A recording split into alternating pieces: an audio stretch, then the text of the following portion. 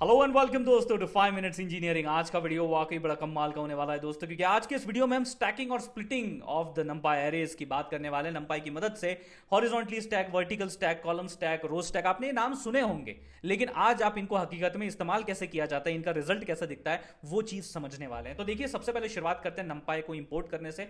फिर भैया हम अपना जो दो एरेज हैं ए और बी, जिनको हम लोग को स्टैक भी करना है, और फिर आगे चल के कुछ और एरेज भी लेंगे जिनको हम स्प्लिटिंग के लिए यूज करेंगे, वो चीज भी देख लेंगे। लेकिन फिलहाल के लिए मेरे पास दो एरे ए और B. Now what do we mean by horizontal stacking, जिसे H stack मेथड से इंप्लीमेंट करते हैं? What do we mean by vertical stacking, जिसे हम लोग V stack से करते हैं? देखिए, मैं आपको समझाता हूं यहां बड़े सिंपल एग्जांपल के साथ। अगर मेरे पास ये एक एरे है, एरे A, और ये एक एरे है, एरे B। दो A कैसे यहां B ले लेते हैं, ठीक है, कुछ ऐसे कर देते हैं इसको B, ठीक है। Now what do you mean bye horizontal? Horizontal मतलब हॉरिजॉन्टल एक्सेस आपका जो एक्स एक्सेस रहता है, इसी के अलोंग जो है मैं इन दोनों को बिठाऊंगा। पहले ए को इधर बिठाऊंगा और उसके इमीडिएट एडजेसेंट में बी को बिठाऊंगा। हॉरिजॉन्टल आपका जो रिस्पेक्टिव हॉरिजॉन्टल जो एक्सेस है उसकी अलोंग जो है ए और बी को साइड बाय साइड बिठाना is nothing but a horizontally stacking करना। Now what do mean by vertical stack करना? वर्टिकल स्टैक मतलब भैया आपका Y axis, vertical axis Y axis मतलब आपका जो ये ए है ये यहां आएगा और ये रिस्पेक्टिवली लेट से बी जो है आपका यहां पे आएगा। तो ये एक दूसरे के ऊपर तय लगा के बैठे हुए हैं, ये एक दूसरे के ऊपर स्टैक्ड अप नेचर में मौजूद हैं अलोंग द वर्टिकल एक्सेस। ये बात अपने को समझनी है। तो if you see it here, result के साथ आपको सब समझ में आ जाएगा। H stack of A comma B. Now what do you mean by H stack of A comma B? 1 2 3 ये आपका एरे ए का कंटेंट, और इसके इमीडिएटली साइड में आके बैठ गया उसी रिस्पेक्टिव रिजल्टेंट एरे में आपके बी एरे का 4 5 6। That is what immediate I mean, कि भैया ये सेपरेट नहीं है, ये एक ही जगह पे आके साइड बाय साइड जो है adjacent to each other horizontal axis के अलोंग जो है 1 2 3 of A and 4 5 6 of B आके बैठ गए हैं। This is the horizontal stacking. अगर मैं वर्टिकल स्टैकिंग की बात करूं तो that is actual meaning of stacking, एक के ऊपर एक। जैसे हमारा डेटा स्ट्रक्चर्स में स्टैक होता है ना, एक एलिमेंट जा रहा है, फिर उसके ऊपर एक और आ रहा है, फिर एक और आ रहा है। बिस्किट का पैकेट देखा है क्या? एक के ऊपर एक, एक के ऊपर एक, इस तरीके से बिस्किट के पैकेट आते हैं। वैसा ही भैया ये आपका जो पहला एरे है वो आपका रिस्पेक्टिवली यहां पे आ जाएगा। देखिए 1 2 3 ये आपका पहला आ गया 1D एरे, 4 5 6 ये दूसरा 1D array which is enclosed in the square bracket, यानी resultant is a 2D array. तो रिजल्ट को देख के तो बड़ा सिंपली समझ में आ रहा है कि ये जो आपका एरे ए है ये बी के ऊपर विराजमान हो गया, स्टैक हो गया। That's simply the vertical stacking, जो मैंने इससे पहले भी आपको वाई एक्सेस और एक्स एक्सेस के अराउंड दिखाया, समझाया। अब बात करते हैं ये कॉलम स्टैक क्या होता है। ये कुछ अलग है भाई। कॉलम स्टैक क्या है? मैंने वही दो एरेज ए बी ले लिए 1 2 3 4 5 6, और मैं बोला चल कॉलम स्टैक लगा। अब चलिए देखते हैं रिजल्ट के थ्रू समझते हैं कि ये कॉलम स्टैक क्या है। भाई कॉलम, अरे कॉलम नंबर 1 2 3, अब कॉलम नंबर 1 में क्या वैल्यूज है 1 और 4, उनको भैया जोड़ दो। कॉलम नंबर 2 में कौन से वैल्यूज है 2 और 5, उनको जोड़ दो। 3 और 6 अगले कॉलम की वैल्यूज। तो यहां मेरा ये 1 4 एक एरे बन गया, 2 5 एक एरे बन गया, 3 6 एक एरे बन गया, और इसको मैंने इस तरीके से कंबाइन कर दिया। तो 1 4 2 5 3 6 इस तरीके से आपका कॉलम स्टैक होता है कि आपके कॉलम एलिमेंट्स ग्रुप किए जाएंगे और उनको बाकी कॉलम के ग्रुप्ड एलिमेंट्स के ऊपर स्टैक किया जाएगा। सिमिलरली आपका रिस्पेक्टिवली रो स्टैक वाला फंडा क्या होता है? रो स्टैक मतलब देखो जी, सिंपली आपको स्टैकिंग तो करना ही है, ये तो तय है, बराबर है। रो स्टैक वाला भी रिजल्ट और आपको ये वर्टिकल स्टैकिंग वाला भी थोड़ा सा ऐसा ही लगेगा कि अरे यार कुछ तो भैया सिमिलैरिटी है इसमें, जो कि आपको क्लियरली रिजल्ट में भी दिख रही है। यहां पे मैं पकड़ लेता हूं, ये मेरा रो नंबर 1 ये ऊपर रख देता हूं, फिर रो नंबर 2 उसके नीचे रख देता हूं। जैसे कॉलम में मैं क्या कर रहा था कि कॉलम की वैल्यूज को पकड़ता हूं, ग्रुप करता हूं, उसे दूसरे कॉलम के ऊपर रखता हूं, फिर तीसरे कॉलम के ऊपर रखता हूं। तो इस तरीके से मेरा कॉलम स्टैकिंग हुआ, ये मेरा परफेक्ट रो स्टैकिंग हुआ कि एक के ऊपर एक भैया ये मामला मैंने रख दिया है। उसके बाद भैया हम लोग स्प्लिटिंग की बात करते हैं। इसमें नॉर्मल स्प्लिटिंग भी हम कर सकते हैं, हॉरिजॉन्टल स्प्लिटिंग भी कर सकते हैं, वर्टिकल स्प्लिटिंग भी कर सकते हैं। चलिए समझते हैं। स्प्लिट करना मतलब क्या कि मेरे पास मान लीजिए यहां पे 1 2 3 4 5 6 एलिमेंट्स हैं, 10 से लेकर 60 तक, और यहां पे मैं अपने एरे को स्प्लिट करना चाहता हूं इनटू 3 पार्ट्स। नाउ 3 पार्ट्स यानी कि 3 equal parts. Remember what I am trying to say. मैंने इसे बोला स्प्लिट करो मेरे एरे को इनटू 3 इक्वल पार्ट्स।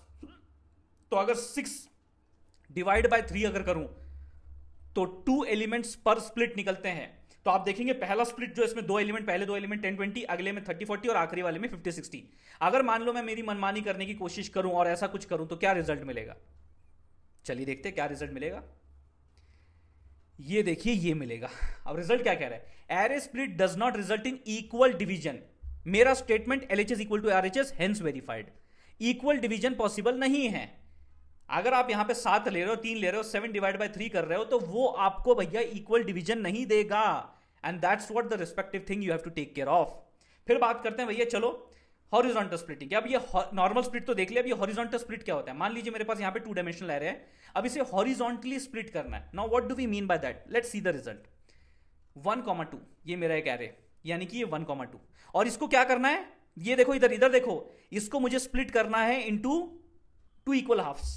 इस 2D एरे को मुझे 2 इक्वल हाफ्स में जो है डिवाइड करना है। तो उसके लिए हमने क्या किया, ये 1,2 ले लिया इसका, और ये 5,6 ले लिया इसका। 2 इक्वल हाफ्स ना, इसको 2 इक्वल हाफ्स में तोड़ना है ना, तो भैया ये ले लिया हॉरिजॉन्टल के लिए 1,2 और ये अगले एरे का 5,6। तो ये देखिए 1,2, 5,6 ये आपका एक एरे है, दिस इज 1 एरे। उसके बाद बचा क्या, लाइक व्हाट इज रिमेनिंग, 3, 4, 7, 8। तो 3, 4, 7, 8 ये देखो ये एरे है 3, 4, 7, 8। That's what the respective horizontal split looks like, कि आपने हॉरिजॉन्टली जो है इसे स्प्लिट किया हुआ है।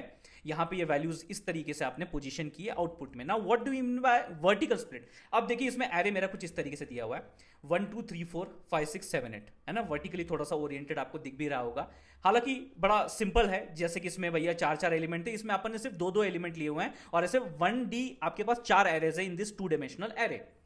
वर्टिकल स्प्लिट जब आप करते हो इनटू 2 इक्वल हाफ्स की जब आप बात करते हो, तो इसमें क्या होता है 1, 2, 3, 4, यानी कि आपका ये वाला जो ऊपर का पार्ट है, ये वाला, ये 1, 2, 3, 4 ये आपके एरे नंबर 1 में आ जाता है, यानी कि स्प्लिट नंबर 1 में आ जाता है। और जो ये बचा हुआ पार्ट है 5, 6, 7, 8 ये आपके नीचे वाले पोर्शन में चले जाता है। Hopefully you are getting the point. अगर यही सेम चीज मान लीजिए मैं H की जगह यहां V करूं, तो थोड़ा सा आपका कंफ्यूजन दूर हो जाएगा। Let's do it like this. अब देखिए, अब जब मैं वर्टिकल स्प्लिट कर रहा हूं, अब रिजल्ट क्या मिल रहा है। वर्टिकल स्प्लिट में आपको ये 1, 2, 3, 4 ये जो है ये एज इट इज यहां पे आ जाएगा, और 5, 6, 7, 8 एज इट इज आ जाएगा। This is the most obvious vertical split. मतलब आप इसको ऐसे देखिए, समझिए, जब मैं रिस्पेक्टिवली 1, 2, 3, 4 और ये 5, 6, 7, 8 ये मेरे पास 2 एरेज है, this is the array A and this is the array B. ये मुझे स्प्लिट करने के बाद मिले, अगर और ये वर्टिकल स्प्लिट करने के बाद मिले। अब इन वर्टिकल स्प्लिटेड रिस्पेक्टिवली एरेस को अगर मैं वर्टिकली स्टैक करता हूं, तो I will get this same array. बात समझ आ रही है। जिस इनपुट एरे को मैंने वर्टिकली स्प्लिट करके उसके 2 स्प्लिट जनरेट किया, अगर उन्हीं 2 स्प्लिट्स को अगर जोड़ के मैं वर्टिकली स्टैक करना चाहूं, अगर वर्टिकली स्टैक करना चाहूं, तो मुझे वैसा ही 2D एरे दिखना चाहिए, रिजल्ट में मिलना चाहिए, है कि नहीं। बात समझ में आ रही है।